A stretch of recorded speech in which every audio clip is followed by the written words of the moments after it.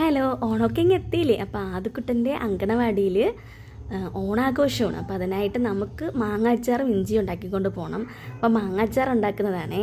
അപ്പോൾ നല്ലെണ്ണയാണ് എടുത്തിട്ടുള്ളത്. അതിൽ കടുകിട്ടു, വെളുത്തുള്ളി, പച്ചമുളക്, ഇഞ്ചി ചതച്ചത്, കറിവേപ്പില, വറ്റൽമുളക് എല്ലാം കൂടിയിട്ട് ജസ്റ്റ് ഒന്ന് മൂപ്പിച്ചതിന് ശേഷം അതിലേക്ക് ആവശ്യത്തിന് മുളക് പൊടിയും കൂടി ഇട്ട് കൊടുക്കും. അപ്പോൾ ഈ നല്ലെണ്ണ എന്താണ് ഇങ്ങനെ തിളച്ച് പൊങ്ങണമെന്ന് എനിക്ക് ഇതുവരെയ്ക്കും മനസ്സിലായിട്ടില്ല. ആർക്കെങ്കിലും അറിയാമെങ്കിൽ ഒന്ന് കമൻറ്റ് ചെയ്യണേ. അപ്പോൾ ആവശ്യത്തിന് മുളക് പൊടിയും കൂടി ഇട്ട്, അപ്പോൾ തീ ഞാൻ ഓഫ് ചെയ്തിട്ടുണ്ട്. ആവശ്യത്തിന് മുളക് പൊടി ഇട്ട് സെറ്റാക്കി എടുത്തതിന് ശേഷം അതിലേക്ക് നമ്മൾ അരഞ്ഞു വെച്ചിരിക്കുന്ന മാങ്ങയും കൂടി ഇട്ട് കൊടുത്തു. ആവശ്യത്തിന് കായപ്പൊടിയും കൂടി ഇട്ട് കൊടുക്കണേ. പിന്നെ വേണമെങ്കിൽ ഇട്ട് കൊടുത്താൽ മതി. ഉപ്പും കൂടി നോക്കിയിട്ട് വീണ്ടും ഉപ്പ് ഇട്ട് കൊടുത്തു. പിന്നെ ഉലുവ ചതച്ചതും കടുക് ചതച്ചതും കൂടി ഇട്ട് കൊടുത്തു.